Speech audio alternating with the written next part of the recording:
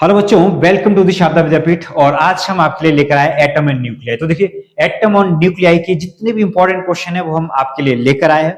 और ये सारे इंपॉर्टेंट क्वेश्चन करने के बाद आप कैपेबल होंगे कितने मार्क्स के लिए?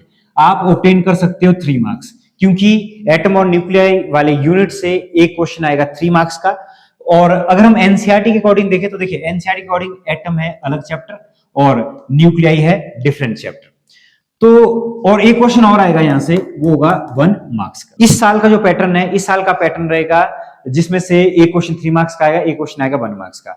इन फ्यूचर अगर एचयूआर वाले थोड़ा सा चेंजेस लाते हैं मार्क्स डिस्ट्रीब्यूशन में, लेकिन तब भी इंपॉर्टेंट क्वेश्चन है वो तो यही रहेंगे। ओके जी, अब डिस्कस कर लेते हैं कि 2025 सीरीज ए में क्या आया था, बी में क्या आया था और सी में क्या आया था। और यहां पर देखिए 2025 सीरीज ए की अगर मैं बात करूं तो क्वेश्चन था डिफाइन मास डिफेक्ट। ये क्वेश्चन आया था 3 मार्क्स का।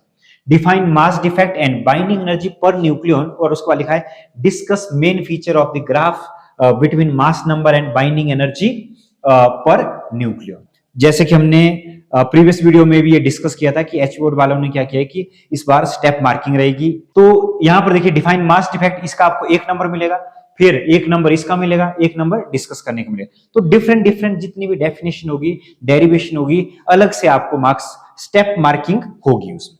तो यहां पर देखिए पहले क्वेश्चन जैसे कि हमने पढ़ा, तो पहला क्वेश्चन की अगर मैं बात करें तो पहला क्वेश्चन है न्यूक्लियाई से। दूसरा क्वेश्चन जो सीरीज बी में आया था वो पार्ट्स में आया था। जरूर नहीं कि एक ही क्वेश्चन आए, हो सकता है पार्ट्स में भी क्वेश्चन आए। What are the nuclear forces and state the 4 properties of nuclear forces? And second one is convert ये है 1 AMU into mega electron volt. Okay जी, फिर नेक्स्ट वन है what is the nuclear fusion and, ये वाला question भी किससे आया था? ये भी न्यूक्लियर से आया था। और थर्ड वन की अगर मैं बात करूं तो थर्ड वन देखिए, what is the nuclear fusion, in what sense it is different from the nuclear fusion and give one example of each. और ये वाला क्वेश्चन भी किससे आया था? ये भी न्यूक्लियाई से आया था। तो ये तीनों के तीनों क्वेश्चन पिछले साल देखने को मिले थे न्यूक्लियाई से, और एटम से तो नहीं आए थे। तो इस बार मोस्ट प्रोबेबल चांस ये रहेगा कि इस बार एटम से क्वेश्चन देखने को मिले, और ये जरूरी नहीं कि एटम से मिले। और ये वाला क्वेश्चन कहां से आ सकता है? ये वाला क्वेश्चन न्यूक्लियाई से भी आ सकता है। तो यहां पर देखिए इसके बाद जितने भी हमने इंपॉर्टेंट क्वेश्चन लिखे, इसमें न्यूक्लियाई के क्वेश्चन भी है इंपॉर्टेंट, और एक्स्ट्रा हमने जो क्वेश्चन जोड़े हुए यहां पर देखिए, define atomic mass unit, state and explain postulates of Bohr atomic model, ये बिल्कुल इंपॉर्टेंट क्वेश्चन है। फिर Rutherford model of an atom, what are their drawbacks, ये भी इंपॉर्टेंट क्वेश्चन है। बोर पोस्टुलेट से डिराइव करना है expression for kinetic energy, potential energy और total energy, important question. Shortest wavelength के लिए न्यूमेरिकल टाइप, ये न्यूमेरिकल टाइप क्वेश्चन है देखिए, और ये भी numerical type question, derive an expression for speed and expression for the speed of the electron in nth orbit on the basis of वो find the expression for radius of nth orbit of the hydrogen atom. तो ये सारे के सारे question, ये वाले जो question है ये एटम से इंपॉर्टेंट क्वेश्चन, और जो पीछे वाली जो स्लाइड में हमने आपको बताया था वो क्वेश्चन है न्यूक्लियाई से। चलिए डिस्कस कर लेते हैं जितने भी इंपॉर्टेंट क्वेश्चन थे उनका सॉल्यूशन वन बाय वन। तो फर्स्ट देखिए, फर्स्ट क्वेश्चन था define mass defect and binding energy per nucleon, discuss main feature of the graph between the mass number and binding energy per nucleon. जैसे मैंने आपसे कहा था कि ये वाला जो क्वेश्चन है, ये क्वेश्चन है कौन सा? ये क्वेश्चन है किसका? ये क्वेश्चन है न्यूक्लियाई का। तो न्यूक्लियाई वाले क्वेश्चन में देखिए, इसमें सबसे पहले पूछा गया है मास डिफेक्ट। तो मास डिफेक्ट की आपने डेफिनेशन लिखनी सबसे पहले। तो मास डिफेक्ट क्या होता है? तो मास डिफेक्ट देखिए हमने लिखा है the difference between the sum of masses of neutrons and proton, ठीक है, forming a nucleus. Proton, neutron का मास और प्रोटॉन का मास अलग से मेजर करो, फिर उसके बाद मास ऑफ द न्यूक्लियस उसको अलग से मेजर करना है, उसके बीच में जो डिफरेंस आएगा उसको बोलते हैं मास डिफेक्ट। ये ऐसा है जैसे मान लीजिए आपने एक बॉक्स लिया, और बॉक्स में क्या है? बॉक्स में 10 आपने एप्पल लिए हुए और 10 आपने आम लिए हुए, ठीक है ना, और दोनों मिला के कितने हुए? 20। अगर आप क्या करोगे, अलग अलग से मेजर करोगे, एक एक एप्पल, 10 एप्पल का अलग अलग से वेट में मास मेजर करोगे, और 10 जो आम थे उनका अलग अलग से मास मेजर करोगे, मान लीजिए उनका जो मास आ गया, उनका मास आ गया कितना? 25 kg का है वो। अलग अलग से जब उनको वेइंग मशीन पे रखा तो वो आ गए 25 किलो के। लेकिन फिर क्या करना है कि पूरे एक बार क्या करना है, पूरे बॉक्स में 10 आम और 10 क्या रखना है, 10 सेब रखने, इकट्ठे करके मेजर करना है। तो जब उसको इकट्ठे करके मेजर किया तो मान लीजिए उसका जो मास आया टोटल, उसका टोटल मास आ गया 23 केजी। जब अलग अलग मेजर किए थे, एक एक सेब रखा था वेइंग मशीन पे, तो तब उन सब का जो मास था वो आया था 25 केजी। और जब पूरा पूरा बॉक्स उठाकर रखा गया तो तब कितना आया, तब आया आपका 23 केजी। तो यहां पर देखिए, तो यहां पर कितना डिफरेंस आया, पहले आया था 25 केजी, फिर आया 23 केजी, तो डिफरेंस आया 2 केजी का। उसको बोलते हैं मास डिफेक्ट, और वही मास डिफेक्ट अपीयर होता है किसमें, in the form of energy, तो उसको कहते हैं मास डिफेक्ट। ठीक है, अब बात कर लेते हैं बाइंडिंग एनर्जी पर न्यूक्लियन। सबसे पहले तो दूसरा आपको पता होना चाहिए कि यहां पर लिखा है कि define binding energy per nucleon. तो बाइंडिंग एनर्जी पर न्यूक्लियन से पहले आपको यह पता होना चाहिए कि न्यूक्लियन क्या होता है। न्यूक्लियन का मतलब ऐसा है कि जैसे nucleus, as we know that nucleus में कौन कौन रहते हैं, प्रोटॉन भी रहते हैं और कौन रहते हैं, न्यूट्रॉन भी रहते हैं। ठीक है ना, प्रोटॉन और न्यूट्रॉन। तो उनकी जो फैमिली मेंबर होंगे, उनके फैमिली मेंबर को क्या बोलेंगे, उनके फैमिली मेंबर को बोलेंगे न्यूक्लियन। ठीक है ना, जैसे ये सिंपल सा आप ऐसा समझ सकते हो कि शर्मा फैमिली में क्या रहेंगे, मान लो लड़के भी रहते हैं और क्या रहेंगे, लड़कियां भी रहेगी, लेकिन उनको क्या कहा जाएगा, उनको शर्मा कहा जाएगा। तो उसी तरह से न्यूट्रॉन और प्रोटॉन को क्या कहा जाएगा, इसको कहा जाएगा न्यूक्लियन, उनके फैमिली मेंबर को कहा जाएगा न्यूक्लियन। तो ये बोल रहे हैं कि बाइंडिंग एनर्जी क्या होती है, बाइंडिंग एनर्जी होती है, यहां पर देखिए, यहां पर लिखा है average energy. The average energy required to release a nucleon from the nucleus is called binding energy per nucleon। तो इसमें जो न्यूक्लियन क्या हो, न्यूक्लियन में प्रोटॉन भी आ सकता है और क्या आ सकता है, न्यूट्रॉन भी आ सकता है। उसको रिलीज करने के लिए जितनी एनर्जी चाहिए किसी एक को, ठीक है ना, तो उसको बोलते हैं binding energy per nucleon. Per nucleon, एक न्यूक्लियन को निकालने के लिए कितनी एनर्जी चाहिए। तो इसका जो फॉर्मूला रहता है बाइंडिंग एनर्जी पर न्यूक्लियन का फॉर्मूला रहता है कि टोटल बाइंडिंग एनर्जी कितनी है, और टोटल बाइंडिंग एनर्जी को डिवाइड करना है, देखो बाइंडिंग एनर्जी कितनी है और टोटल नंबर ऑफ न्यूक्लियन। ये ऐसा है जैसे मान लीजिए कि एक घर में कितने, एक घर में है 10,000 रुपए और उसमें 10 फैमिली मेंबर है, तो हम लोग लिखेंगे 10,000 डिवाइडेड बाय कितने फैमिली मेंबर है, उसमें 10 फैमिली मेंबर है, तो 10,000 को जब आप 10 से डिवाइड करोगे तो हर एक फैमिली मेंबर के पास कितना है, 1000। तो वैसे ये कि टोटल एनर्जी कितनी है और उसमें टोटल फैमिली मेंबर कितने रहते हैं। तो ये formula binding energy per nucleon का। तो अब देखिए, इसके बाद हम लोग डिस्कस करेंगे ग्राफ की, the main feature of the graph between mass number and binding energy. तो अब इसके बारे में बात कर लेते हैं, mass number and binding energy per nucleon के बारे में बात करें। तो देखिए, ये वाला जो ग्राफ है थोड़ा सा डिफिकल्ट है, इसकी आपको प्रैक्टिस करनी पड़ेगी। तो यहां पर ये ग्राफ किसके बीच में, ये है बाइंडिंग एनर्जी पर न्यूक्लियन के बीच में, बाइंडिंग एनर्जी पर न्यूक्लियन। ऊपर ये वाली axis binding energy per nucleon की है और ये वाली एक्सिस है मास नंबर की। देखिए, जैसे कि हम पता है कि जो पीरियोडिक टेबल होता है ना केमिस्ट्री में, तो पीरियोडिक टेबल के अकॉर्डिंग हम लोग अब तक जानते हैं कितने, नेचुरल प्लस आर्टिफिशियल सब कुछ मिला के कितने, 118 एलिमेंट। तो 118 एलिमेंट हम लोग जानते हैं, सिर्फ 118 एलिमेंट, लेकिन इस अर्थ पे अब तक कम से कम 4000 एलिमेंट, और 4000 एलिमेंट में क्या आएंगे, जैसे कि आप पढ़ते होंगे आइसोटोप्स, आइसोबार्स, वो क्या होता है, वो उनके डबल रोल हुए, कोई हम शक्ल, किसी की शक्ल मैच हो रही है, किसी के एटॉमिक नंबर मैच हो रहा है, किसी का मास नंबर मैच हो रहा है, आइसोटोप्स, आइसोबार, आइसोटोन्स, ऐसे ऐसे उनके हम शक्ल मिला के, तो उनके ये हम शक्ल मिला के या सब कुछ मिला के इस अर्थ, इस प्लेनेट पे 4100 एलिमेंट के करीब है, 4100 एलिमेंट के करीब। उनमें से देखिए, उनमें से जो लाइटर न्यूक्लियाई है, ठीक है। अब एक होता है न्यूक्लियाइड। न्यूक्लियाइड क्या होता है, न्यूक्लियाइड होता है जैसे एटम है ना, तो एटम में देखो, एटम के फैमिली मेंबर बहुत सारे, इलेक्ट्रॉन है, प्रोटॉन है, न्यूट्रॉन है, ठीक है ना। तो उसका जो बायोडाटा, ठीक है ना, जैसे ये सोच के चलो कि एटम का जो आधार कार्ड होता है उसको बोलते हैं न्यूक्लियाइड। न्यूक्लियाइड बताता है कि भाई एटम के अंदर कौन कौन रह रहा है और कितने रह रहे हैं, उसका पूरा पूरा बायोडाटा जो बताता है उसको बोलते हैं न्यूक्लियाइड। तो ये सारे सारे न्यूक्लियाइड है यहाँ पे।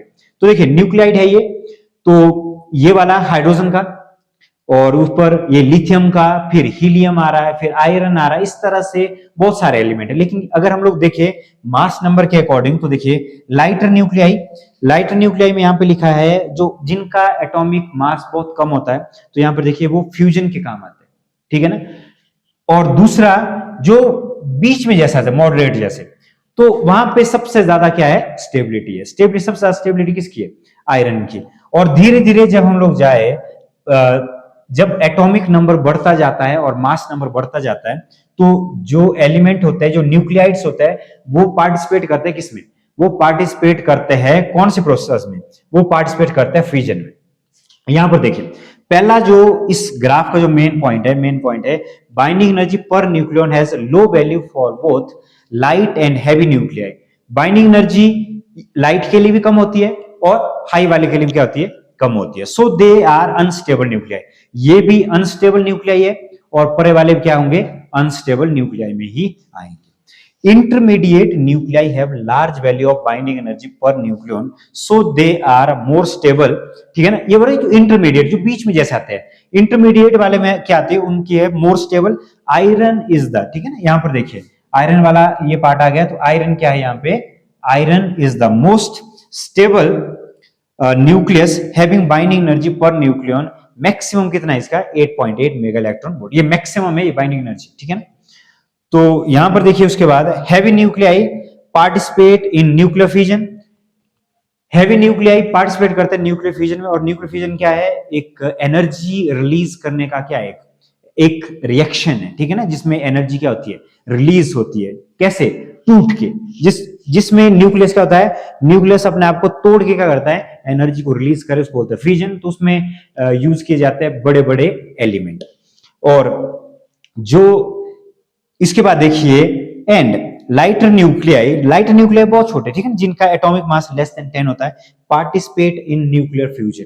और जो बहुत छोटे होते हैं, जिनका एटॉमिक मास बहुत कम होता है, वो क्या करते हैं, वो भी पार्टिसिपेट करते हैं, लेकिन किस में, वो करते हैं फ्यूजन। वो भी एनर्जी रिलीज करते हैं, और रिलीज कैसे करते हैं, वो टूट के नहीं करते एनर्जी रिलीज। बहुत छोटे हैं तो उनको वो एनर्जी रिलीज करेंगे कैसे, जुड़ के, ठीक है ना, कंबाइन करके किसी दूसरे न्यूक्लियस साथ कंबाइन करके वो क्या करेंगे, एनर्जी को रिलीज करेंगे। तो उसको हम लोग बोलते हैं न्यूक्लियर फ्यूजन। फ्यूजन का मतलब जुड़ना और फ्यूजन का मतलब टूटना। तो ये आपको क्लियर हो गया होगा कि बाइंडिंग एनर्जी कर्व के जो मेन फीचर है, क्योंकि 3 मार्क्स का क्वेश्चन है तो आपको ज्यादा लिखने की जरूरत नहीं है। नेक्स्ट क्वेश्चन देखिए, नेक्स्ट क्वेश्चन क्या बोल रहा है, नेक्स्ट क्वेश्चन बोल रहा है what are the nuclear forces, state the 4 properties of nuclear forces. फिर इसका ये 2 पार्ट में आया था, तो जरूरी नहीं कि जो 3 मार्क्स का जो क्वेश्चन आए वो कैसा है, वो एक ही क्वेश्चन आए, ठीक है ना, उसको पार्ट्स में भी डिवाइड किया जा सकता है। 2 मार्क्स का पहला वाला और 1 मार्क्स का दूसरा वाला। तो दूसरा वाला देखिए क्या है, दूसरा वाला है कि कन्वर्ट। तो दूसरे वाले में देखिए क्या आया है कि कन्वर्ट, यहां पर ऑन नहीं है, यहां पे 1, convert 1 AMU into mega electron volt, ठीक है। और पहला देखिए, पहले वाले तो सिंपल थ्योरी वाला क्वेश्चन था कि न्यूक्लियर फोर्स क्या होती है, तो आपने लिखना है nuclear force is the short range force होती है, powerful attractive force that binds nucleons. Nucleon मैंने क्या बोलता, फैमिली मेंबर होते हैं न्यूक्लियस के। न्यूक्लियस के अंदर कौन कौन रहता है, प्रोटॉन रहता है, न्यूट्रॉन रहता है, together in atomic nucleus overcoming the electrostatic repulsion between the positively charge proton. क्योंकि देखो न्यूक्लियस के अंदर तो क्या रहते हैं, प्रोटॉन रहते हैं, तो प्रोटॉन जब बहुत ज्यादा हो जाए तो क्या होंगे, वो आपस में क्या करेंगे, रिपल्शन क्रिएट करना शुरू करेंगे। तो उसको भी ओवरकम करती है वाली फोर्स, न्यूक्लियर फोर्स, जो न्यूक्लियस उनके फैमिली मेंबर को क्या रखती है, उनको बांध के रखती है। नेक्स्ट अगर मैं बात करूं प्रॉपर्टीज ऑफ न्यूक्लियर फोर्सेस, तो देखिए प्रॉपर्टीज 2-3 सफिशिएंट है। पहली प्रॉपर्टी है nuclear force is the strong fundamental force in the nature. सबसे स्ट्रॉन्ग फोर्स है ये नेचर की। फिर nuclear force is a charge independent, charge पे ये डिपेंड नहीं करती है। Nuclear forces is short range force, तो शॉर्ट रेंज फोर्स तो हमने ऊपर भी डिस्कस किया था। फिर ये भी आप प्रॉपर्टी लिख सकते हैं, nuclear force is an exchange force, ठीक है ना। एक्सचेंज फोर्स का मतलब है जब पार्टिकल अपने आप एक्सचेंज होते हैं ना, एक पार्टिकल जैसे प्रोटॉन का न्यूट्रॉन बने, न्यूट्रॉन का प्रोटॉन बने, मिजोन पार्टिकल को रिलीज करके, तो ये अपने आप में क्या होते हैं, ये एक्सचेंज फोर्स में गिनी जाती है। ओके जी, सेकंड क्वेश्चन देखिए, सेकंड क्वेश्चन है convert 1 AMU into mass mega electron volt में कन्वर्ट करना। तो अगर हम बात करें 1 AMU कितना होता है, 1 AMU होता है, अगर मास में कन्वर्ट करें तो देखिए 1 AMU आता है कितना, यह आता है 1.66 इंटू 10⁻⁻27 kg, ठीक है ना। 1.66 इंटू 10⁻⁻27 kg ये मास ऑफ द प्रोटॉन में भी आता है। न्यूक्लियन मास ऑफ द किसी एक न्यूक्लियन का mass 1 AMU atomic mass unit. इसके बाद देखिए as we know that E is equal to MC square. MC square में क्या होगा, मास की जगह मास लिख देंगे। C की वैल्यू कितनी है, C की वैल्यू है 3 इंटू 10⁸ मीटर पर सेकेंड। अब इसको कन्वर्ट कर देते हैं, तो इसको देखिए कन्वर्ट किस तरह से करेंगे। तो ये बन गया, एनर्जी फाइंड आउट कर लेते हैं। पहले मास की जगह मास की वैल्यू डाल देते हैं, 1.66 इंटू 10⁻⁻27 इंटू 3 इंटू 10⁸, उसका क्या होगा होल स्क्वायर। और इसको हम लोग फर्दर सॉल्व करें तो ये आएगा 1.66 into 10⁻⁻27 into 9 into 10⁻16।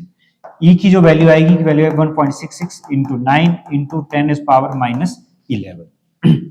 Further multiply कर देते हैं तो मल्टीप्लाई करके देखिए आ गया 4, ये आ गया 9 और ये आ गया जी 14, तो ये बन गया कितना 14.94 इंटू 10⁻11 और ये किस में आएगा, ये आएगा जूल। अब हमें पता है कि 1 इलेक्ट्रॉन वोल्ट किसके इक्वल होता है, 1 इलेक्ट्रॉन वोल्ट होता है 1.6 इंटू 10⁻19 जूल के इक्वल। और 1 मेगा इलेक्ट्रॉन वोल्ट किसके इक्वल होगा, 1 मेगा इलेक्ट्रॉन वोल्ट होगा जी आपका मेगा क्या होता है 10⁻6 प्लस का 6 तो ये आएगा 1.6 इंटू 10⁻19 इंटू 10⁻6 और ये बन जाएगा किसके इक्वल, इतने जूल के इक्वल। तो ये बनेगा 1 mega electron volt is equal to 1.6 into 10⁻13 joule के इक्वल। और यहां से 1 जूल निकालना हमने, तो 1 जूल किसके इक्वल होगा, 1 जूल होगा 1/1.6 इंटू 10⁻13 मेगा इलेक्ट्रॉन वोल्ट। तो ये था जूल में। इस एनर्जी को हमने किस में कन्वर्ट करना है, इस एनर्जी को कन्वर्ट करना है हमने मेगा इलेक्ट्रॉन वोल्ट में। तो देखिए, तो यही एनर्जी को आपने क्या करना है, इसको डिवाइड करना है बस, क्योंकि 1 जूल किसके इक्वल है 1/1.6 इंटू 10⁻13। तो ये बनेगा 14.94 इंटू 10⁻11 डिवाइडेड बाय 1.6 इंटू 10⁻13 और इसका जो आंसर आएगा वो आएगा मेगा इलेक्ट्रॉन वोल्ट में। तो देखिए E इज इक्वल टू ये अप्रोक्सीमेट 931.25 मेगा इलेक्ट्रॉन वोल्ट। तो हम लोग बोल सकते हैं कि जो 1 एटॉमिक मास यूनिट की जो एनर्जी होती है वो अप्रोक्सीमेट किसके इक्वल आएगी 931 मेगा इलेक्ट्रॉन वोल्ट के इक्वल। तो बस ये इसका न्यूमेरिकल टाइप आया था, एक छोटा सा न्यूमेरिकल। तो हो सकता है कि इस साल एटम से भी एक न्यूमेरिकल देखने को मिले। तो ये आपको याद रखना है कि 1 एटॉमिक मास यूनिट क्या होता है, वो होता है मास किस में, उसको कन्वर्ट कर सकते हैं हम लोग केजी में। केजी में इतना होता है, फिर उसको आइंस्टाइन का जो एनर्जी इक्विवेलेंस रिलेशन है सी की वैल्यू डाल दी, फिर उसको एनर्जी में कन्वर्ट किया, फिर हमें पता है कि 1 इलेक्ट्रॉन वोल्ट इतना होता है, मेगा इलेक्ट्रॉन वोल्ट 1 जूल होता है, इसके इक्वल या तो आपको यूनिट याद होनी चाहिए। और उसको डिवाइड कर दिया, क्यों, क्योंकि जूल से किस में कन्वर्ट करना था, इसको कन्वर्ट करना था मेगा इलेक्ट्रॉन वोल्ट में। तो ये आया जी हमारा फाइनल आंसर। तो थर्ड क्वेश्चन देखिए, थर्ड क्वेश्चन जो सीरीज सी में देखने को मिला था वो क्वेश्चन भी न्यूक्लियाई से ही देखने को मिला था। तो इस क्वेश्चन में क्या है कि what is nuclear fusion, in what sense it is different from the nuclear fission, give one example of each. Nuclear fission, जैसे मैंने आपको बताया था कि nuclear fission is a process of splitting a heavy nucleus. Heavy nucleus में होती है।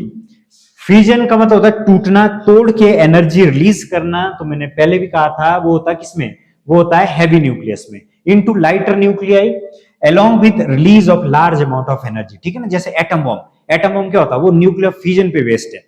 तो यहां पर देखिए, जैसे आप ले सकते हैं फॉर एग्जांपल क्या होगा, एटम बॉम्ब। एटम बॉम्ब, तो एटम बॉम्ब है जी आपका किस पे बेस्ड है, ये न्यूक्लियर फिजन पे बेस्ड है। और न्यूक्लियर रिएक्टर वो भी फिजन पे बेस्ड है।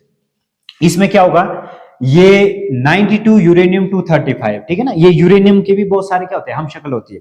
तो एक उसमें से जो सबसे बेस्ट है उसको लिया गया है फ्यूल, एज ए फ्यूल। तो यहां पर देखिए 92 यूरेनियम 235, ये होता है, पहले क्या होता है, ये होता है स्टेबल।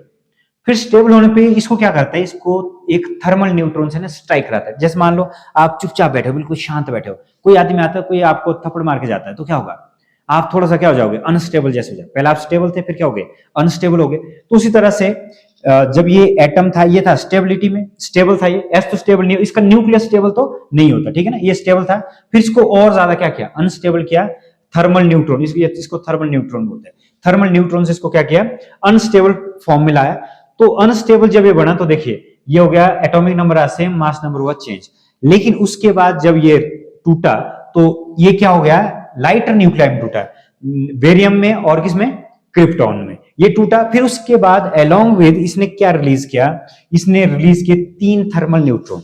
और वो 3 थर्मल न्यूट्रॉन आगे जाएंगे, 3 और न्यूक्लियस से क्या करेंगे, स्ट्राइक करेंगे। और स्ट्राइक करने के बाद यूरेनियम के एटम से क्या करेंगे, वो स्ट्राइक करेंगे। और स्ट्राइक करने के बाद अगेन यहां पर देखिए ये है एनर्जी और ये क्या रिलीज की, लार्ज अमाउंट ऑफ एनर्जी। तो आप न्यूक्लियर फ्यूजन को इस इक्वेशन से एक्सप्लेन कर सकते हो इजीली। सेकंड वन था न्यूक्लियर फ्यूजन। तो न्यूक्लियर फ्यूजन ये बोले कि न्यूक्लियर फ्यूजन से किस तरह से डिफरेंट है, a process in which two very light nuclei, ठीक है ना, अभी भी हमने बात की थी कि लाइट न्यूक्लियाई, इसको क्या बोलते हैं, इसको थर्मो न्यूक्लियर रिएक्शन के नाम से भी जाना जाता है।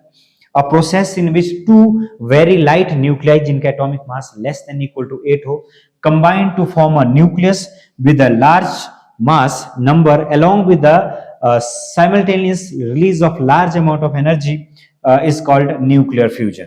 ठीक है ना, तो फ्यूजन मैंने क्या बोला, फ्यूजन में क्या होता है, लाइट न्यूक्लियर आपस में क्या होता है, जुड़ते हैं, ठीक है ना। तो उसके लिए भी एक ये है, जैसे आपके पास सन की जो एनर्जी है, सन के अंदर, सन एक बहुत बड़ा हीटर है, देखो एक तरह का हीटर है, तो सन के अंदर जो एनर्जी रिलीज हो रही है वो किस फॉर्म में हो रही है, वो हो रही है फ्यूजन की वजह से।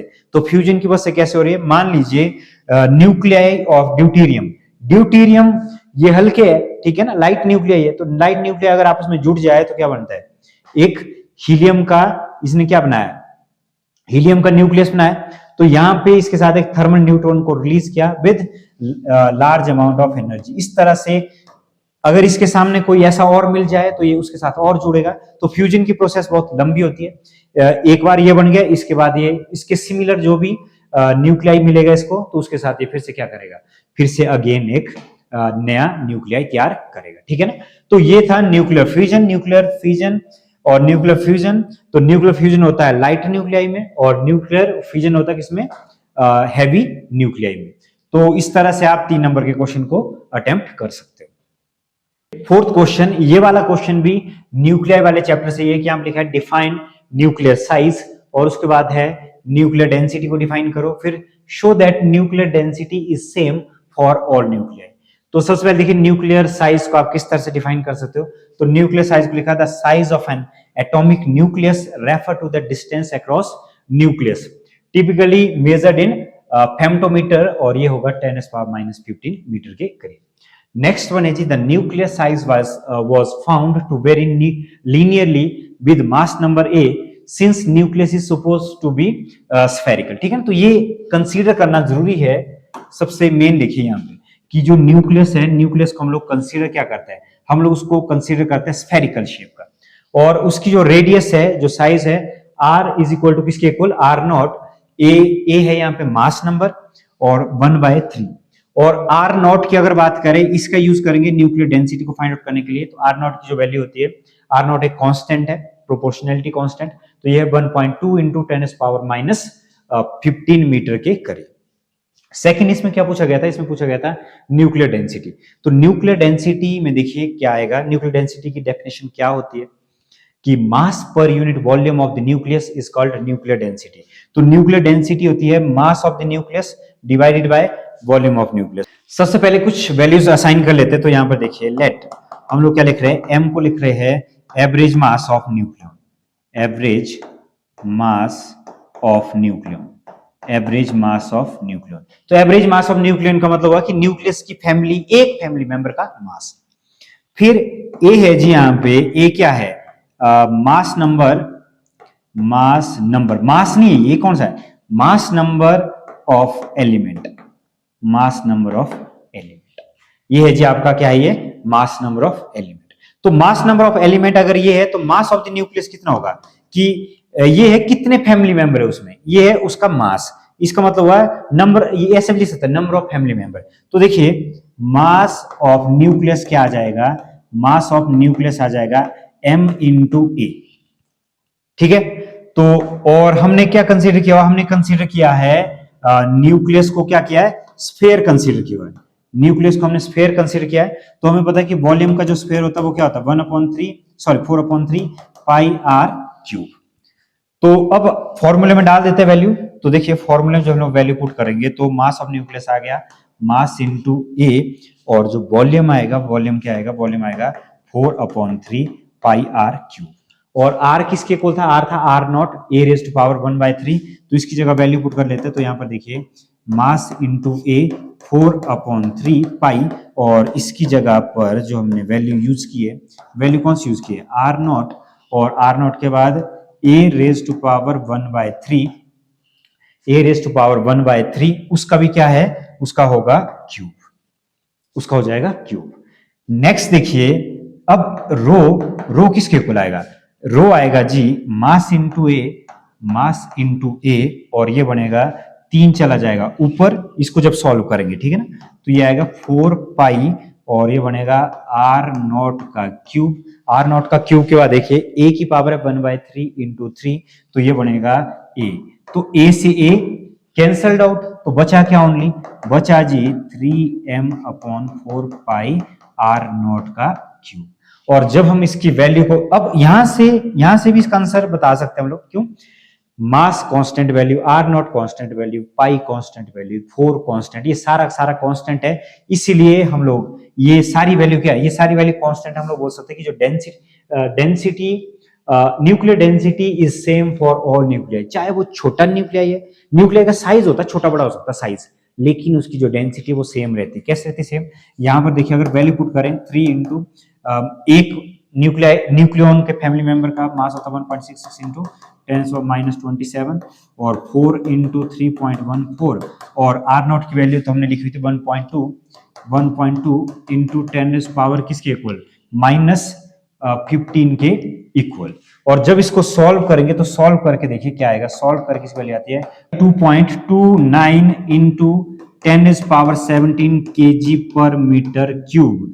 तो आप इमेजिन कर सकते हो कि कोई भी न्यूक्लियस हो, चाहे छोटा हो चाहे बड़ा न्यूक्लियस हो, उसकी जो डेंसिटी जो रहेगी, डेंसिटी क्या रहेगी, इतनी ही रहेगी, 2.29 इंटू 10⁻17 kg पर मीटर क्यूब, ठीक है ना। तो आप ऐसे इमेजिन कर सकते हो कि एटम को एक क्रिकेट का स्टेडियम समझ लो, और क्रिकेट के स्टेडियम में, ठीक है ना, क्रिकेट ग्राउंड में अगर बीच में जाके, जहां पे क्रिकेट खेला जाता, पिच जिसको पिच बोलते हैं, ठीक है ना, पिच के ऊपर अगर मैं एक जो क्रिकेट बॉल है, क्रिकेट बॉल को उसके सेंटर पे रखूं, वो डिफरेंस है किसके बीच में, साइज ऑफ द एटम और न्यूक्लियस के बीच में। और यहां पे हम बात करें न्यूक्लियस, न्यूक्लियस छोटा बड़ा हो सकता है, ठीक है ना, छोटे जो एटम होंगे उनका न्यूक्लियाई छोटा होगा, बड़े एटम होंगे उनका न्यूक्लियाई बड़ा होगा, क्यों, क्योंकि उसके फैमिली मेंबर क्या होते हैं, ज्यादा होते हैं, उसके न्यूक्लियन क्या होते हैं, ज्यादा होते हैं। लेकिन डेंसिटी क्या रहेगी, डेंसिटी रहेगी ऑलवेज सेम, डेंसिटी रहेगी कांस्टेंट। नेक्स्ट क्वेश्चन देखिए, नेक्स्ट क्वेश्चन बिल्कुल इजी सा क्वेश्चन है,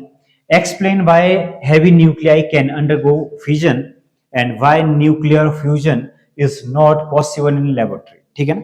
तो ये बोल रहे कि ये बताइए कि हैवी न्यूक्लियाई क्यों फ्यूजन में पार्टिसिपेट करते हैं, और न्यूक्लियर जो फ्यूजन है वो लेबोरेटरी में क्यों नहीं पॉसिबल है। तो यहां पर देखिए इसका आंसर है, heavy nuclei undergo fusion because they are large, ठीक है ना, एक तो वो लार्ज होते हैं, दूसरा have strong electromagnetic repulsion between their proton and lower binding and.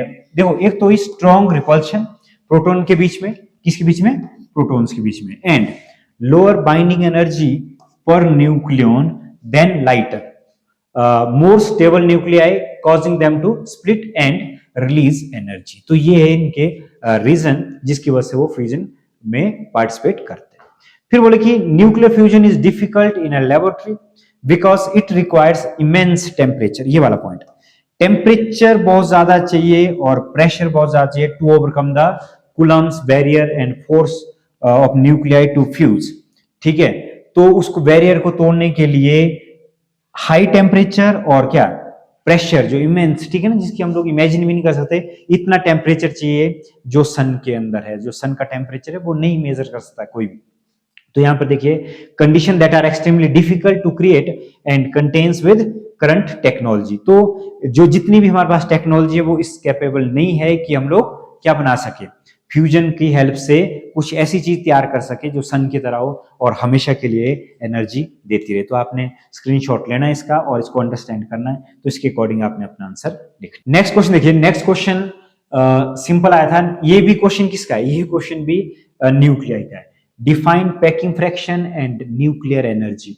तो पैकिंग फ्रैक्शन की डेफिनेशन क्या होती है, it is defined as the ratio of mass excess to the mass number. तो फॉर्मूला आपने लिखना, पैकिंग फ्रैक्शन मास एक्सेस और mass number, ये होगा m-a और ये होगा a। m क्या होता है, m होता है क्या होता है, actual weight of the nuclide. Nuclide मैंने आपसे कहा था, न्यूक्लियाइड क्या होता है? न्यूक्लियाइड देता है किसका? एटम की जो फैमिली मेंबर है उसका बायोडाटा, कि उनका वजन कितना है, उनके एटॉमिक नंबर कितना है, तो वो ये सबका मास, ठीक है ना, एक्चुअल वेट ऑफ न्यूक्लियाइड। सब जितने फैमिली मेंबर है उन सबका मास, उसको माइनस करना किससे? उसको मास करना है मास नंबर से। तो उसको मास नंबर से माइनस करने के बाद ये स्टेबिलिटी के बारे में बताता है। तो यहाँ पे देखिए दूसरा क्या पूछा गया था, जितना पूछा गया आपने उतना ही लिखना, आपने ज्यादा लिखने की कोई जरूरत नहीं है। दूसरा पूछा गया था न्यूक्लियर एनर्जी, तो न्यूक्लियर एनर्जी आपने लिखना है, it is a form of energy release from nucleus as it becomes more stable. जो न्यूक्लियर एनर्जी है वो रिलीज क्यों होती है? वो रिलीज होती है मोर स्टेबिलिटी के लिए, ठीक है ना। इससे क्या होता है, जो न्यूक्लियस है वो स्टेबिलिटी गेन करता है। Can be produced in two ways, और वो स्टेबिलिटी गेन करता है दो तरीके से। कैसे? फ्रीजन और फ्यूजन। तो ये दो प्रोसेस है, इनके बारे में हमने जिक्र पहले भी किया था और मैं अभी बता रहा हूं कि एनर्जी दोनों केस में, फ्यूजन हो चाहे आपके पास फ्यूजन हो, दोनों केस में एनर्जी रिलीज होती है, वो भी लार्ज अमाउंट में। ओके जी, नेक्स्ट क्वेश्चन देखिए। नेक्स्ट क्वेश्चन है defined atomic mass unit express in it KG. Next question देखिए, नेक्स्ट क्वेश्चन क्या बोल रहा है कि डिफाइन एटॉमिक मास यूनिट, फिर लिखा है express it in it KG. Atomic mass unit क्यों है इतना इंपॉर्टेंट? ये इसलिए इंपॉर्टेंट है, आप ऐसे बोल सकते हो one family member of nucleus. Nucleus के अंदर जितने भी रहते हैं, प्रोटॉन रहता है, न्यूट्रॉन रहता है, उसको ऑन एन एवरेज उसका क्या मास निकालना, किसी एक का मास निकालना। अगर किसी एक का मास हमें पता लग जाए तो हम पूरे न्यूक्लियस का मास इजीली फाइंड आउट कर सकते हैं, ठीक है ना, उसकी स्टडी कर सकते हैं। तो ये देखिए एटॉमिक मास यूनिट इसलिए इतना इंपॉर्टेंट है। ये न्यूक्लियस के अंदर रहने वाले प्रोटॉन और न्यूट्रॉन है, उसकी जो फैमिली है न्यूक्लियन है, ये बोल सकते हो आप ये किसका मास है? मास ऑफ वन न्यूक्लियन, उसको बोलते हैं एटॉमिक मास यूनिट, ठीक है ना। उसको हम लोग केजी में बताएंगे कि कितना केजी आता है अप्रोक्सीमेट।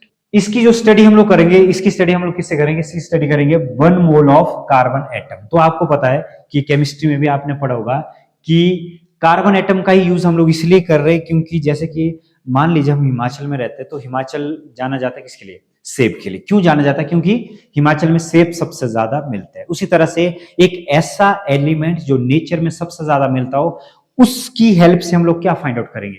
उसकी हेल्प से हम लोग फाइंड आउट करेंगे न्यूक्लियन का मास, और न्यूक्लियस के अंदर रहने वाले एक फैमिली मेंबर का मास उसकी हेल्प से फाइंड आउट करेंगे। तो एवोगैड्रो ने बोला था, एवोगैड्रो ने क्या बोला था? एवोगैड्रो ने बोलते कि भाई 1 मोल ऑफ कार्बन एटम, ठीक है ना। अब एटम है या कोई दूसरी चीज है, ठीक है ना, उसको हम लोग कैलकुलेट नहीं कर सकते। अब मान लीजिए सिंपल अगर मैं बात करूं कि एक चुटकी नमक में कितने पार्टिकल आए, आपको नहीं पता, ना मुझे पता है। एक चुटकी नमक में कितने पार्टिकल आए हमें नहीं पता, लेकिन हमने ऑन एन एवरेज ये बोल दिया कि भाई एक चुटकी जो होगी कार्बन एटम की, ठीक है ना, जिसको हमने क्या नाम दे दिया? उसको हमने नाम दे दिया मोल। इसको आप बोल सकते हो ये एक तरह का क्या है? ये एक तरह की चुटकी, ठीक है ना। तो कार्बन एटम की जो उसमें कितने एटम आते हैं? उसमें आते हैं, जैसे मैंने बोला एक चुटकी नमक अगर हम लोग ले तो एक चुटकी नमक में कितने पार्टिकल आते हैं हमें नहीं पता, कितने पार्टिकल आएंगे एक चुटकी नमक में। उसी तरह से एवोगैड्रो ने क्या बोला? एवोगैड्रो ने बोला कि 1 मोल, एक चुटकी जो होगी किसकी? कार्बन एटम की, उसमें आएंगे कितने? उसमें आएंगे 6.025 इंटू 10⁻23 एटम। अब क्या होगा? मास ऑफ जितने भी वो एटम थे उनका जो मास होगा वो उसके एटॉमिक वेट के इक्वल। तो एटॉमिक वेट उसका कितना होता है? कार्बन का होता है 12 ग्राम। तो मास ऑफ 1 एटम, ठीक है ना। ऐसा मान लो कि भाई अगर 100 लोग आए, 100 लोग का वेट आ गया कितना?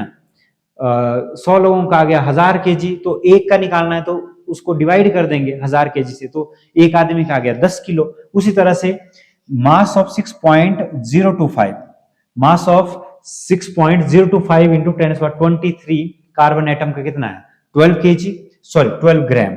तो 1 एटम का कितना आएगा? ये आएगा 6.022 इंटू 10⁻23 ग्राम। तो अब देखिए 1 AMU क्या होता है? एक एटॉमिक मास। अब 12 है ना उसमें फैमिली मेंबर, तो कार्बन के एटम का मास निकालेंगे और डिवाइड करेंगे उसको किससे? 12 से करेंगे, एक एटम का। तो एक एटम का हमने निकाल दिया, तो ये आ गया 1/12 इंटू ये, जब इसको कैलकुलेट करोगे तो ये आएगा ग्राम में आएगा -24 ग्राम, और जब एटॉमिक मास यूनिट में इसको कैलकुलेट करेंगे तो ये आएगा 1.66 इंटू 10⁻27 केजी। मैं बार बार यही बोल रहा हूं कि जो एटॉमिक मास यूनिट है, एटॉमिक मास यूनिट है कि एटम के अंदर उसके जो फैमिली मेंबर है और न्यूक्लियस के अंदर रहने वाले उसके जो फैमिली मेंबर है उनमें से किसी एक फैमिली मेंबर का, ठीक है। तो मैं आपसे ये बोल रहा हूं कि ये जो एटॉमिक मास यूनिट जो हमने निकाला है, एटॉमिक वेट जो मास जो हमने निकाला है, ये मास किसका है? ये है न्यूक्लियस की फैमिली के अंदर रहने वाले किसी एक फैमिली मेंबर का मास, ठीक है। न्यूट्रॉन और प्रोटॉन का मास सेम ही होता है 1.66 न्यूट्रॉन में भी यही होता है 10⁻⁻27। थोड़ा सा बस इसमें थोड़ा सा ही फर्क होता है फ्रैक्शन का। नेक्स्ट क्वेश्चन देखिए, ये वाला जो क्वेश्चन है, state and explain postulates of Bohr's atomic model, ये वाला क्वेश्चन आया एटम से। अब जाकर एटम्स वाले इंपॉर्टेंट क्वेश्चन आ चुके हैं, तो इस साल सबसे ज्यादा चांस है इसके, 90% चांस है इस वाले क्वेश्चन के आने के। तो यहां पर देखिए, इसमें state and explain postulates of Bohr atomic model, और जैसे कि आपको तो पता ही है कि इस साल एक ही सीरीज आएगी 3, लेकिन क्वेश्चन रहेगा एक ही। तो पहला जो पोस्टुलेट है बोर का, तो बोर ने 3 बातें बोली, ठीक है। तो बोर ने 3 पोस्टुलेट दिए। तो देखिए पहला वाला पोस्टुलेट बोर का क्या था? बोर ने बोला कि an electron revolves around the nucleus with a definite fixed energy in a fixed path. कि भाई जो बोर ने क्या बोला है कि इलेक्ट्रॉन क्या करता है, इलेक्ट्रॉन रिवॉल्व करेंगे न्यूक्लियस के बाहर एक डेफिनेट पाथ में, एक पर्टिकुलर रास्ता होगा, उसी रास्ते से जाएंगे वो, ठीक है। और डेफिनेट एनर्जी लेवल होगा, तभी उनका एक पर्टिकुलर क्या होगा, एक पाथ होगा। As stationary orbit without losing the energy, और स्टेशनरी ऑर्बिट होगा उसमें एनर्जी का लॉस नहीं होगा, और एनर्जी का लॉस नहीं होगा तो stationary states of electron is known as energy level. तो उसमें एनर्जी का लॉस नहीं होगा। अगर एनर्जी का लॉस होगा तो देखो वो ड्रॉबैक्स आती किसकी, रदरफोर्ड में। अगर एनर्जी का लॉस हो तो वो धीरे धीरे किसके अंदर गिर जाएगा, वो गिर जाएगा न्यूक्लियस के अंदर। सेकंड पोस्टुलेट बोर का, तो 3 नंबर के लिए देखिए सेकंड पोस्टुलेट क्या बोलता है कि बोर ने बोलता है कि Bohr's quantized condition for angular momentum, एक तो ये कंडीशन। अब ये main point, it states that electron can revolve only on those energy level in which its angular momentum is an integral multiple of h/2π। तो ये इसका second है कि एंगुलर मोमेंटम जो इसका होगा वो क्या होगा, nh/2π। और आप यहाँ पे n की जगह 1 2 3 4 up to so on use कर सकते हो। तो ये सिंपल सा, इसका मतलब ऐसा है कि जैसे मान लो अगर आपको छत पे जाना है सीढ़ी के हेल्प से, ठीक है ना, एक सीढ़ी है और आपको छत पे चढ़ना है, तो क्या होगा, आपको जो पैर रखने पड़ेंगे वो एक डेफिनेट इंटेग्रल मल्टीपल में रखने पड़ेंगे। पहले आपने पहले पे रखा, फिर आपने मान लो दूसरे पे रखा, फिर तीसरे पे, आप बीच में पैर नहीं रख सकते। आपको एक डेफिनेट जो स्टेयर्स लगी हुई है उस पे ही क्या रखना पड़ेगा, पैर रखना पड़ेगा। अगर आपने बीच में पैर रखा तो आप गिर जाओगे। तो उसी तरह से ये बोल रहे कि जो इलेक्ट्रॉन रिवॉल्व करेंगे वो कैसे करेंगे, एक डेफिनेट इंटेग्रल मल्टीपल में एनर्जी का लेवल होगा। सबसे कम वाले में ज्यादा एनर्जी, फिर धीरे धीरे एनर्जी क्या होती रहेगी, कम होती जाएगी। तीसरा पोस्टुलेट क्या है, तीसरा पोस्टुलेट ये है कि कई तरह के ऑर्बिट होंगे, कई एनर्जी लेवल होंगे उसमें, ठीक है ना, जैसे के एल एम एन, इस तरह से हम लोग पढ़ते थे। तो यहां पर देखिए, the emission and absorption of energy occurs only when electron jumps from one of its specified orbit, non-radiating orbit। तो इसमें देखिए, इसमें क्या होगा कि जब कोई इलेक्ट्रॉन बाहर वाले ऑर्बिट से जंप करके आएगा इनर वाले, मान लो फोर्थ से किसी ने जंप किया पहले वाले में, या फोर्थ से जंप किया किसी ने दूसरे वाले में, बाहर से अगर जंप करे इनर साइड की तरफ तो एनर्जी क्या होगी, एमिट होगी, उधर एमिशन टेक्स प्लेस। और दूसरा केस क्या होगा, जब कोई इलेक्ट्रॉन क्या करेगा, जंप करेगा इनर टू किसके लिए, आउटर की तरफ को, तब उस केस में क्या होगा, उस केस में होगा एनर्जी का क्या होगा, एब्जॉर्प्शन होगा, ठीक है ना, एब्जॉर्ब हो गया एनर्जी। तो जो एनर्जी है तो E is equal to H nu, हमें इतना तो पता है, प्लैंक्स कांस्टेंट और फ्रीक्वेंसी, तो इसका बनेगा E इज इक्वल टू ई आई और ई एफ। तो ये है एनर्जी का डिफरेंस। तो ये थे बोर के 3 पोस्टुलेट, और सबसे इंपॉर्टेंट क्वेश्चन है, इसको आपने पढ़ना ही पढ़ना है। जितने भी क्वेश्चन है सारे इंपॉर्टेंट, लेकिन इसके चांसेस सबसे ज्यादा है इस साल आने के। ओके, नेक्स्ट क्वेश्चन देखिए। नेक्स्ट क्वेश्चन बोल रहा है कि what is Rutherford model of atom, what are its drawback. तो रदरफोर्ड का एटॉमिक मॉडल क्या था, ये आप लोअर क्लास में पढ़ते थे। तो रदरफोर्ड में देखिए, रदरफोर्ड ने क्या बोला था, पहला पॉइंट रदरफोर्ड का है कि almost all of mass of the atom and all the positive charge of the atom are concentrated in a very small region named nucleus, ठीक है ना। रदरफोर्ड ने न्यूक्लियस फाइंड आउट किया था। तो यहां पर देखिए रदरफोर्ड ने बोला कि सारा का सारा मास भी, सारा चार्ज भी कहां पे होगा, न्यूक्लियस के अंदर होगा। सेकंड रदरफोर्ड ने क्या बोला था कि size of the nucleus is extremely small as compare to the size of atom. ठीक है जी। तो जैसे मैंने आपको कहा ना कि साइज क्या होगा, ये साइज ऐसा कि जैसे क्रिकेट स्टेडियम में क्रिकेट बॉल को रखो सेंटर पे, ग्राउंड के सेंटर पे क्रिकेट बॉल को, वो होगा साइज ऑफ किसका, न्यूक्लियस। और जो क्रिकेट की जो बाहर वाली बाउंड्री जहां पे 4 और 6 लगते हैं, तो वो वाला होगा क्या, होगा एटम। तो इतना छोटा होता है। फिर है the charge particle known as electron revolves around the nucleus and the atom is empty. और ये बोल रहे कि बीच में जो उसके स्पेस होगा वो होगा empty. The number of revolving electrons is equal to the number of positive charges in the nucleus और hence atom is electrically neutral। तो इसमें से ऑलमोस्ट 90% बातें रदरफोर्ड ने बिल्कुल एक्यूरेट कही थी। और रदरफोर्ड की कमियां क्या थी, ड्रॉबैक्स क्या थी, क्योंकि जितनी भी रिसर्च थी उसमें ड्रॉबैक्स तो होती है। तो इसमें देखिए ये था, it fail to explain the stability of atom. Stability of atom को ये एक्सप्लेन नहीं कर पाया था। दूसरा था, it fail to explain the complex spectrum emitted by an atom. तो ये भी आपने लिखना है जब भी रदरफोर्ड का है। हो सकता है 2 क्वेश्चन इकट्ठे आए, बोर्स और रदरफोर्ड को मिलाकर। ओके, नेक्स्ट क्वेश्चन देखिए। नेक्स्ट क्वेश्चन भी इंपॉर्टेंट है बिल्कुल, और ये वाला जो क्वेश्चन है ये भी एटम वाले चैप्टर से। इसके बाद जितने भी आपको क्वेश्चन देखने को मिलेंगे सारे सारे एटम वाले क्वेश्चन, एटम वाले चैप्टर से देखने को मिलेंगे। तो ये वाला क्वेश्चन देखिए इंपॉर्टेंट है। By using Bohr's postulate of the atomic model derive mathematical expression for the total energy of an electron in an orbit of the hydrogen atom. लिखा हुआ है the energy of the electron revolving in a stationary orbit.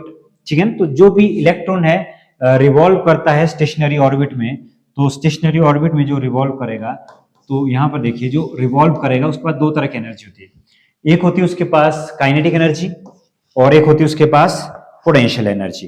तो देखिए kinetic energy क्या होगा, kinetic energy which is due to the velocity and potential energy which is due to the position of the electron. तो एक kinetic energy और एक potential energy.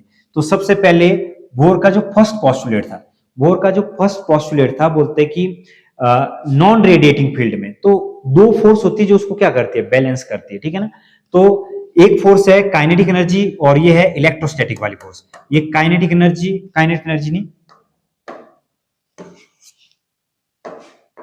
तो देखिए तो तो बोर के फर्स्ट पोस्टुलेट से हम लोग फाइंड आउट करेंगे काइनेटिक एनर्जी। तो पहला देखो, जो mv² is equal to kze²r का स्क्वायर। ये बोर ने बोला था कि जो सेंट्रीपिटल फोर्स होगी वो किसके इक्वल होगी, वो होगी इलेक्ट्रोस्टैटिक फोर्स के इक्वल। और इलेक्ट्रोस्टैटिक फोर्स किसके बीच में, एक न्यूक्लियस का चार्ज और एक इलेक्ट्रॉन का चार्ज।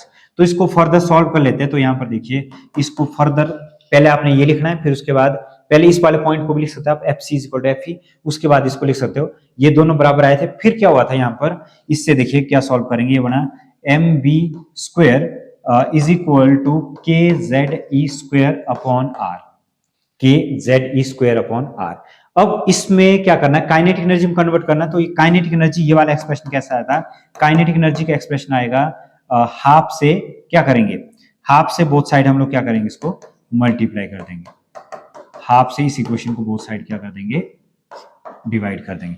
हाफ से क्यों, क्योंकि काइनेटिक एनर्जी बनाना था। तो इसलिए हमारा जो फाइनल एक्सप्रेशन आएगा काइनेटिक एनर्जी का, काइनेटिक एनर्जी ऑफ इलेक्ट्रॉन क्या आएगा, kz, z क्या एटॉमिक नंबर, z²/2r, ये आ गया काइनेटिक एनर्जी। फिर potential energy due to the nucleus at any point on the orbit electron is revolving potential due to, पहले तो potential क्या होता है, kZe/r, एक ही चार्ज उसमें यूज किया जाता है। फिर इलेक्ट्रॉन तो रिवॉल्व कर रहा है, तो ये है चार्ज ऑन एन इलेक्ट्रॉन, ये वाला चार्ज ऑन इलेक्ट्रॉन। तो पोटेंशियल एनर्जी फाइंड आउट करने के लिए क्या करना पड़ेगा, पोटेंशियल को मल्टीप्लाई किया चार्ज ऑन एन इलेक्ट्रॉन से, तो ये बना -kZe²/r। तो फाइंड आउट क्या करना, फाइंड आउट करना है total energy of electron in orbit. तो total energy of electron in orbit क्या होता है, काइनेटिक एनर्जी का सम प्लस किसके साथ करना है, सम करना है पोटेंशियल एनर्जी के साथ। तो देखिए ये वाली जो सम कर रहे थे हम लोग, तो ये था, ये क्या था, ये थी काइनेटिक एनर्जी, और ये वाला आया था, ये क्या आया था, पोटेंशियल एनर्जी, ये था पोटेंशियल एनर्जी, और बीच में माइनस लगा किसकी वजह से, फॉर्मूले के अकॉर्डिंग। तो जो टोटल एनर्जी हमारी आई, जब एलसीएम ले लेंगे, तो एलसीएम लेने के बाद देखिए क्या आएगा, -kze²/2r 2r। तो यहां पर टोटल एनर्जी की अगर बात करें तो टोटल एनर्जी आई minus K Z E square upon 2r। ये कहां से आया, ये एलसीएम लेने के बाद, ठीक है ना। तो यहां पर मैं लिख रहा हूं ये ऐसे आया था K Z E square upon R, common ले लिया, ये बन गया हाफ माइनस 1। तो इसको जब सॉल्व करेंगे तो ये बनेगा K Z E square upon R, half minus 1 तो ये बन गया माइनस 1/2। और इसको जब सिंप्लीफाई करके लिखेंगे तो ये आएगा half K Z E square upon R. तो ये देखिए ये वाला रिलेशन, यही रिलेशन है। तो इसमें क्या करेंगे, इस वाले पॉइंट पे आर की वैल्यू को पुट करेंगे, रेडियस, ये रेडियस है, radius of nth orbit, orbit में जो घूमने वाले उसकी रेडियस है। तो आर की वैल्यू को इसमें पुट कर लेते हैं, ये आपने याद रखना है। तो ये कहां से आई थी, तो देखिए E is equal to minus K Z E square upon 2, R की जगह क्या लिखूंगा, आर की जगह लिखेंगे N square H square upon 4 pi square M K Z E square. और ये वाली टर्म कहां जाएगी, ये वाली टर्म जाएगी ऊपर। तो इसका देखिए, इसका क्या बनेगा, इसका बनेगा माइनस के रहेगा एज इट इज, के रहेगा जी एज इट इज, और 4 pi square M, 4 pi square M ये भी रहेगा एज इट इज, और ऊपर के, 2 के हो जाएंगे, ये बनेगा के का स्क्वायर, जेड भी 2 हो जाएगा तो ये बनेगा ई रेज टू पावर हो जाएगा 4, और ये होगा जेड का स्क्वायर। और डिवाइड में क्या आएगा, डिवाइड में आएगा 2, और 2 के बाद n स्क्वायर और h स्क्वायर।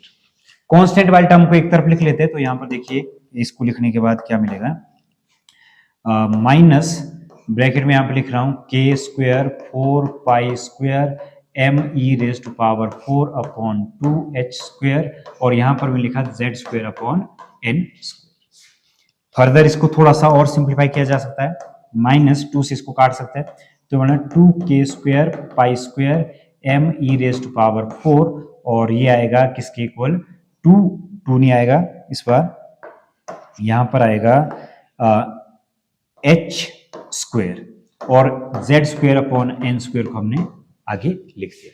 इसके बाद देखिए ये सारी कांस्टेंट की वैल्यू पुट करने के बाद जो सबसे मोस्ट पॉपुलर जो इसका एक्सप्रेशन आएगा बोहर्स का, तो ये आएगा minus 13.6 Z square upon N square electron volt.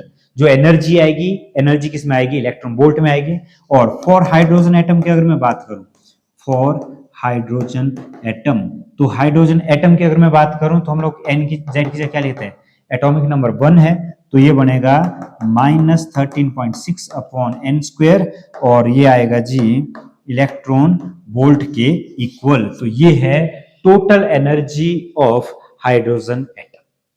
तो इस तरह से आप इस पूरे डेरिवेशन को कर सकते हो।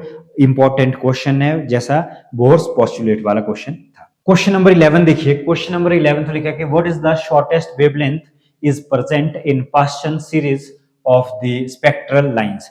तो सबसे पहले हमें वेवलेंथ का फॉर्मूला पता होना चाहिए, पास्चन सीरीज का, पास्चन स्पेक्ट्रल लाइंस का, spectral lines, Paschen spectral lines का फॉर्मूला होता है 1/λ, मतलब कोई भी n स्क्वायर, n का मतलब है, पास्चन का मतलब होता है तीसरा ऑर्बिट, तीसरे ऑर्बिट में तीसरी लाइंस होती है, तो n की जगह 4, चौथे से तीसरे में आ सकता है कोई, 5th से तीसरे में आ सकता है, 6th से तीसरे में आ सकता है, अप टू सो ऑन।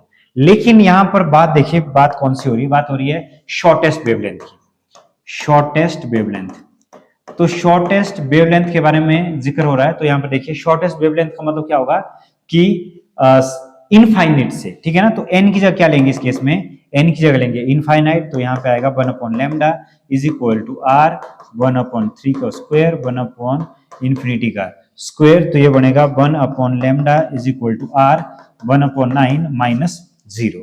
ये बना जी 1/r is equal, lambda is equal to 1/r/9। Okay, तो इसके बाद देखिए, इसके बाद क्या होगा, इसके बाद होगा रेसिप्रोकल कर लेते हैं, lambda is equal to 9/r, r है कांस्टेंट, रिडबर्ग कांस्टेंट, तो ये आएगा 1.097 इंटू 10⁻7 मीटर, और लैम्डा की जो वैल्यू आएगी 9/1.097 इंटू 10⁻7 के इक्वल। और जब इसको सॉल्व करेंगे तो ये आपके पास आएगा आंसर 8220 एंगस्ट्रॉम। और अगर आपने इसको कन्वर्ट करना है वेवलेंथ में नैनोमीटर में, तो आप इसको लिख सकते हो 822 नैनोमीटर।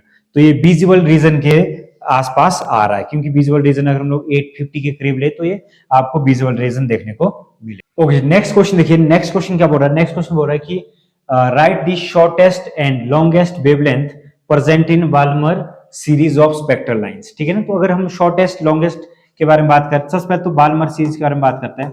बाल्मर सीरीज की अगर बात करें तो देखिए, बाल्मर सीरीज में जो इलेक्ट्रॉन जंप करता है वो कहां से करता है? किसी सेकंड ऑर्बिट में जंप करते हैं। Second orbit from any outer orbit से। तो इसकी जो वेवलेंथ का फॉर्मूला होता है वो है r 1/2 का स्क्वायर माइनस 1/n का स्क्वायर। तो n की जगह क्या यूज कर सकते हैं हम लोग? n की जगह यूज कर सकते हैं 3, 4, 5, 6 अप टू सो ऑन, किसी भी ऑर्बिट से वो जंप कर सकता है। तो कंडीशन देखिए, पहली कंडीशन की अगर बात करें तो पहली कंडीशन है किसके लिए? शॉर्टेस्ट वेवलेंथ के लिए। शॉर्टेस्ट वेवलेंथ का मतलब है कि पास वाले से नहीं, शॉर्टेस्ट का मतलब शॉर्टेस्ट से नहीं करना है। कहां से करना है? इन्फिनिटी से करना है जंप। किसके लिए? सेकंड के लिए। तो ये आएगा 1/λ इज इक्वल टू r 1/2 का स्क्वायर माइनस इन्फिनिटी का स्क्वायर। और 1/∞ का स्क्वायर ये होता है 0, तो आप लिख सकते हो r, ये बना 4 और ये हो गया जी पूरा पूरा 0 के इक्वल। और इसके बाद देखिए फर्दर आप इसको सॉल्व कर सकते हो r/4, और इसका जो आंसर आएगा lambda is equal to 4/r के।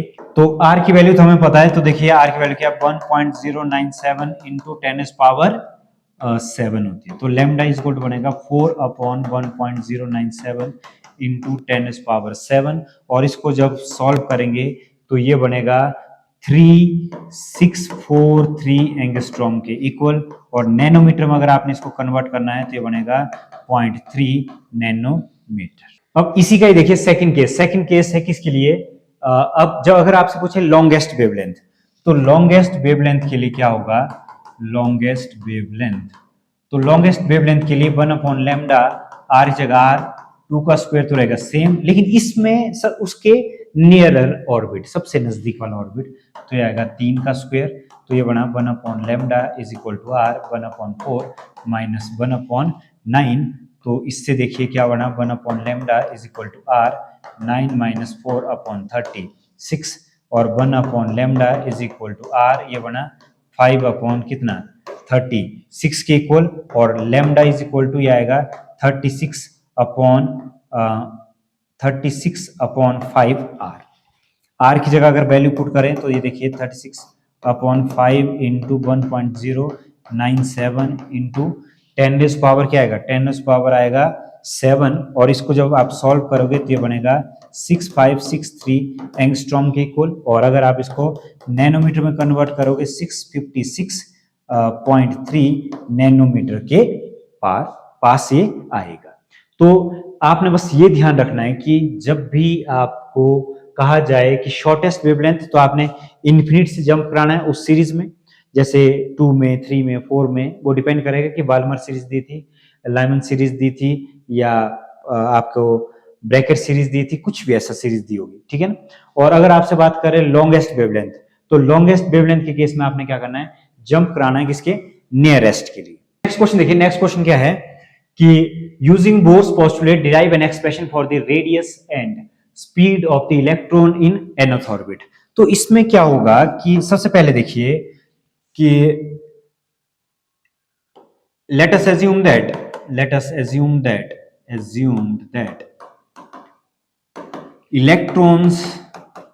इलेक्ट्रॉन एक इलेक्ट्रॉन होता है इसमें, हाइड्रोजन एटम में। इलेक्ट्रॉन इन हाइड्रोजन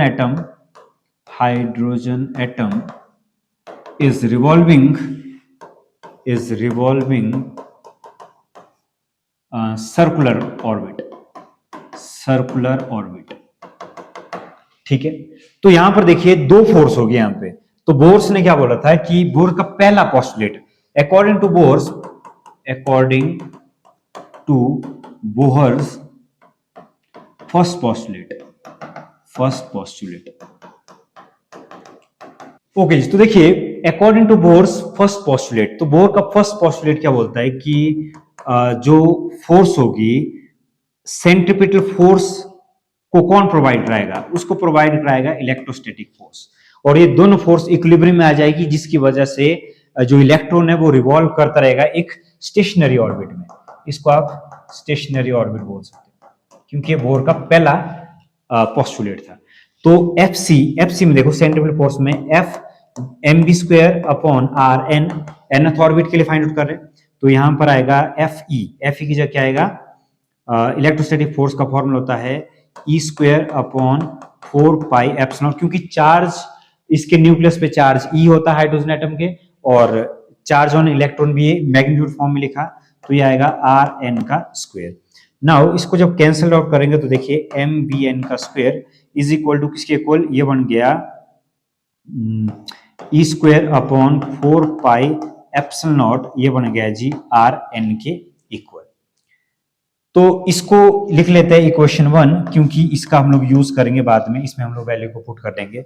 तो हमें पता है कि अकॉर्डिंग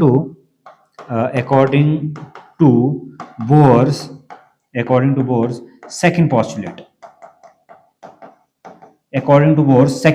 तो सेकंड पोस्टुलेट क्या बोलता है कि एल किसके इक्वल होता है, एंगुलर मोमेंटम होता है NH अपॉन 2 पाई, तो ये होता है M V N into R N is equal to NH upon किसके इक्वल 2 पाई के। इसकी वैल्यू देखिए, यहां से क्या फाइंड आउट करना है, यहां से फाइंड आउट करना है बी एन की वैल्यू, तो बी एन की वैल्यू क्या आएगी NH अपॉन 2 पाई m, और 2 पाई m आगे क्या आएगा आर एन। तो जो इसमें v की वैल्यू है, इस vn की वैल्यू को पुट करेंगे किसमें, इक्वेशन 1 में पुट करेंगे। तो इक्वेशन 1 में देखिए m इज इक्वल टू, जैसा कि हमने लिखा हुआ यहाँ पे, putting the value of vn in equation 1 we get. तो यहाँ पर देखिए इसकी वैल्यू किसमें पुट करके क्या आएगा, m की जगह m रहेगा, ये आएगा NH upon 2 pi m R N का whole square is equal to किसके इक्वल, ये आएगा E square upon 4 pi epsilon naught, और ये आएगा आर एन। स्क्वेयरिंग करके देखिए ये क्या बनेगा, ये बनेगा M N square H square upon 2 का बनेगा 4 पाई का स्क्वायर m का स्क्वायर एंड आर एन का square E square upon 4 pi epsilon naught, ये बनेगा आर एन। फर्दर जब m से m जब इसको कैंसिल करोगे तो ये बनेगा n square H square upon 4 के साथ 4 कैंसिल कर सकते हैं हम लोग इजीली, 4 के साथ 4 कैंसिल हो जाएगा, m के साथ m, पाई के साथ एक पाई कैंसिल हो जाएगा, तो ये बच गया पाई और एक m बच गया, और एक आएगा आर एन, और ये हो गया जी E square upon epsilon naught, और आर एन से तो ये कट गया था। तो नेक्स्ट ये बन गया n square H square epsilon naught upon pi M E square is equal to R N.